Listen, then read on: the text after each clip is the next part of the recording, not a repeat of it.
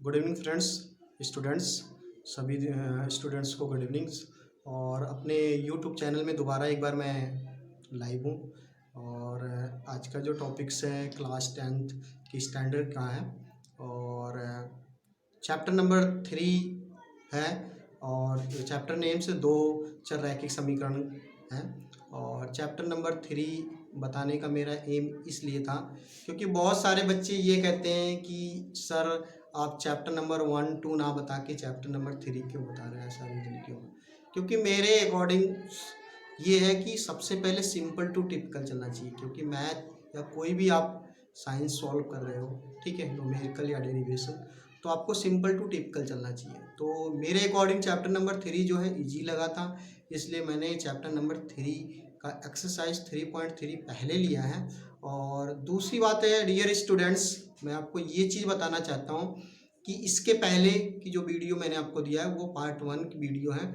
उसमें 3.4 का सब्स्टिट्यूशन और एलिमिनेशन मेथड यानी कि विलोपन और प्रतिस्थापन विधि के बीच में कंपेयर्स किया गया है। क्योंकि बहुत सारे बच्चे ऐसे होते हैं जो प्रतिस्थापन और विलोपन विधि को तो सॉल्व तो कर लेते हैं 1 बाय 1, लेकिन दोनों के बीच में कंपाइल नहीं कर सकते। लेकिन वहाँ पे मैंने एक ही इक्वेशन लिया है, दो रैखिक समीकरण लिया है और उसी इक्वेशन की सहायता से मैंने उसी इक्वेशन में विलोपन मेथड भी सॉल्व किया है और प्रतिस्थापन, दोनों मेथड को मैंने सॉल्व करके बताया और दोनों में डिफरेंशिएट। लेकिन आज की जो क्लासेज है, आज का मैं आपको एक्सरसाइज के बेस पे मैं सॉल्व करवाना चाहता हूँ। एनसीईआरटी के जो एक्सरसाइज है, एक्सरसाइज 3.3 का क्वेश्चन नंबर 1 मैं लेके आया हूँ। और यहाँ से आपको 5 मार्क्स के 10th स्टैंडर्ड के क्वेश्चन आते हैं, 100% आते हैं। तो इसलिए सभी बच्चे इस वीडियो को जरूर देखना, क्योंकि आजकल लॉकडाउन के चक्कर में पूरा इंडिया जो क्लोज है, तो मुझे ऑनलाइन ही आपको क्लासेस देनी पड़ रही है यूट्यूब चैनल के माध्यम से।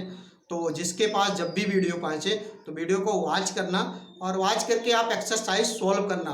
क्योंकि आप एनसीईआरटी के बुक्स आप गूगल में जाके सिलेबस या सिलेबस सॉल्व एजुडल की साइट पे आप सिलेबस लिखोगे तो आपका 10th क्लास का सिलेबस आ जाएगा। वहाँ डाउनलोड कर लेना अपने चैप्टर्स और चैप्टर से वहाँ क्वेश्चन केवल आप सेलेक्ट कर लेना और वहाँ से आप, अगर आपको रूल्स पता है तो आप वहाँ से क्वेश्चन आप उठा के यहाँ से सॉल्व कर सकते हो, नो प्रॉब्लम, ठीक है। तो बिना स्किप किए, बिना रुके हुए मैं आपको आगे का क्वेश्चन सॉल्व करने के लिए प्रोसेस में बता रहा हूँ। और दूसरी बात है कि वीडियो जो है बहुत इम्पोर्टेंट है, तो अगर वीडियो आपको अच्छी लगेगी तो आप लाइक सब्सक्राइब जरूर करना और वीडियो को स्किप मत करना।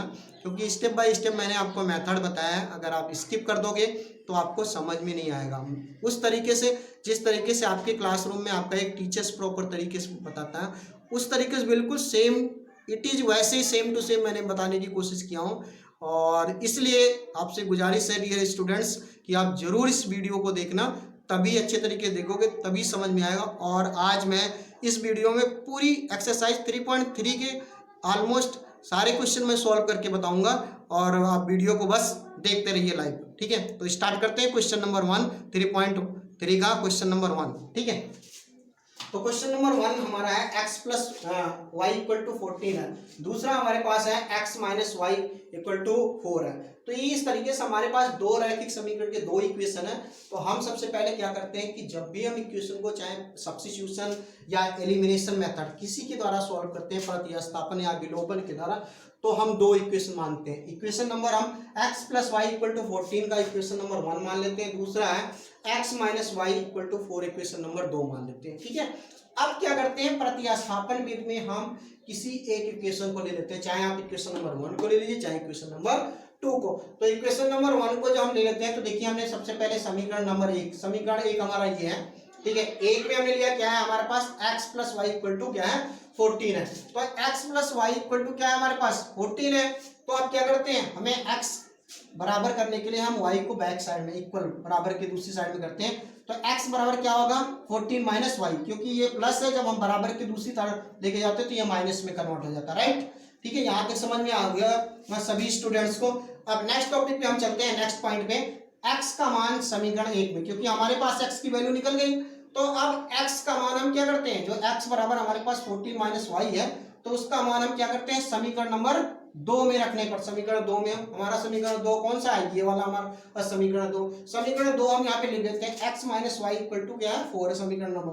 अब यहाँ पे ये जो x है इसकी जगह पे हम ये वाली वैल्यू रखते हैं, इसकी जगह हमने ये वाली वैल्यू रख दिया। ये वैल्यू क्या है हमारे पास 14 माइनस वाई, उसके बाद ब्रैकेट के बाहर है माइनस वाई इक्वल टू 4 है। ब्रैकेट को ओपन करते हैं, कुछ बच्चे यहीं पे मिस्टेक करते हैं, जब हम ब्रैकेट को ओपन करते हैं तो यहाँ पे माइनस प्लस लगा देते हैं, लेकिन नहीं, यहाँ पे माइनस से माइनस ही लगाएंगे, ऐसा कुछ केसेस में यहाँ नहीं होता, वो दूसरे केसेस में होते हैं, ठीक है। तो 14 माइनस वाई बराबर 4 है, तो माइनस वाई बराबर क्या माइनस 2y है, 14 माइनस 2y बराबर 4 के होगा। अब देखिए यहाँ पे ये जो 14 है हम डिजिट है तो इसलिए हम बराबर के दूसरी साइड में ले जाते हैं, यहाँ पे प्लस है तो बराबर के दूसरी साइड में ले जाएंगे तो माइनस में हो जाएगा, तो माइनस 2y बराबर यहाँ पे 4 माइनस 14 हो गया, तो ये माइनस 10, माइनस 2y बराबर माइनस 10 क्या हो गया, तो माइनस माइनस को इस तरीके से हम रिप्लेस कर देते हैं, तो हमारे पास क्या बचेगा 2y बराबर 10 के, तो y बराबर क्या होगा 10/2, इसको हमने डिवाइड कर दिया तो y बराबर क्या होगा 5। तो y का मान हम क्या करते हैं समीकरण 1 में रखने पर, समीकरण 1 में रख दीजिए या समीकरण नंबर 2 में, आंसर वही आएगा, नो प्रॉब्लम्स, ठीक है। तो x plus y equal to क्या है 14 था, तो हम यहाँ पे क्या है x की वैल्यू हमारे पास y की वैल्यू थी, y की वैल्यू हमने 5 रख दिया। अब इसको हम 5 को y इक्वल के दूसरी तरफ लेके जाते हैं, तो x बराबर क्या हमारे पास प्राप्त हुआ 9, तो x बराबर 9 प्राप्त हो गया और y बराबर हमारे पास ऑलरेडी क्या है 5 है।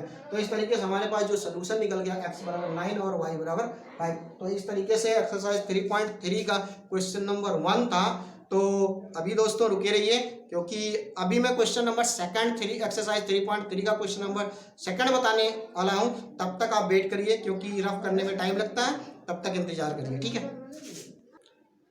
एक बार दोबारा डियर स्टूडेंट्स वेलकम बैक, और फिर एक बार मैं आपको एक्सरसाइज 3.3 का क्वेश्चन नंबर 2 दोबारा मैं आपको बताने जा रहा हूँ, ठीक है। तो एक बार ध्यान से देखना, ठीक है, और इसके बाद मैं क्वेश्चन नंबर 3.3 का क्वेश्चन नंबर 3 बताऊँगा, तो अभी रुके रहना और बिल्कुल ऑनलाइन बने रहना, ठीक है। तो स्टार्ट करते हैं।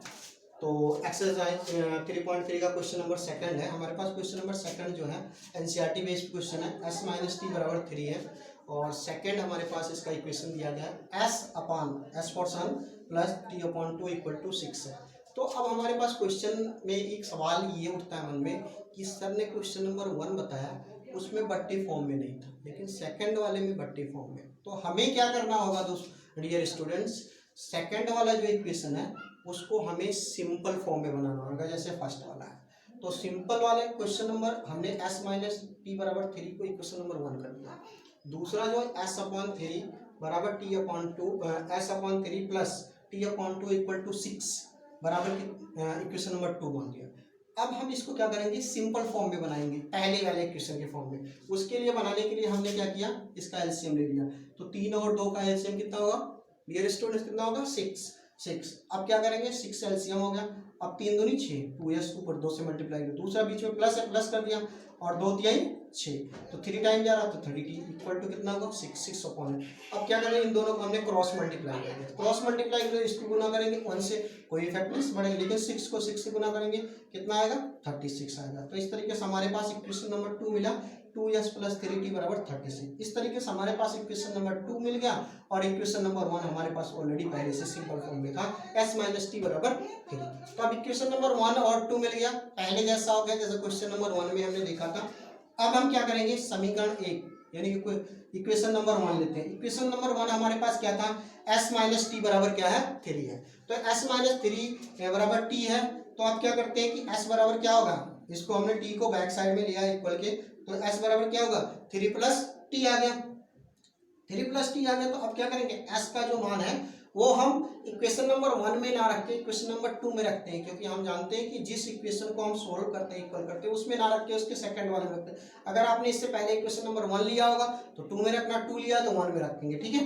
तो इस तरीके से मैंने इक्वेशन नंबर 1 लिया है, तो वहां से s की इक्वल करने के लिए, तो इसलिए हम वैल्यू s की वैल्यू किस में रखते हैं 2 में रखते हैं। तो s का मान समीकरण 2 में रखने पर, समीकरण 2 में हम जब रखते हैं तो देखिए हमारे पास समीकरण नंबर 2 क्या है, पहली बात तो 2s प्लस 3t बराबर 36 है, तो s की जगह हमें वैल्यू रखना है, तो हम क्या करेंगे 2 इंटू है तो s की जगह 3 प्लस t होगा। अब इसके अंदर ब्रैकेट के अंदर हम गुना करेंगे, तो 2 तिहाई 6 प्लस t से गुना करेंगे 2 को, 2t प्लस 3t को ऑलरेडी बराबर 36 आ गया। तो अब इसको गुना कर दिया, ये tt है दोनों, 3t प्लस 2t बराबर जुड़ गया 6 प्लस 5t बराबर 36। अब इस 6 को हम क्या करते हैं बराबर के दूसरी तरफ पक्षांतर कर लेते हैं, तो 36 माइनस 6 बराबर क्या होगा 35t बराबर 30, तो t बराबर क्या होगा 30/5 बराबर 6। इस तरीके से t बराबर कितना आएगा 6। अब t बराबर जो 6 की वैल्यू आ गया उसका मान मैंने आपको दिया है समीकरण नंबर 1 में रखने पर, आप चाहे समीकरण नंबर 1 में रख लीजिए या समीकरण नंबर 2 में रख दीजिए, नो प्रॉब्लम, कोई डाउट नहीं है, किसी में भी रखना चाहिए, आंसर आपका वही आएगा यहाँ पे।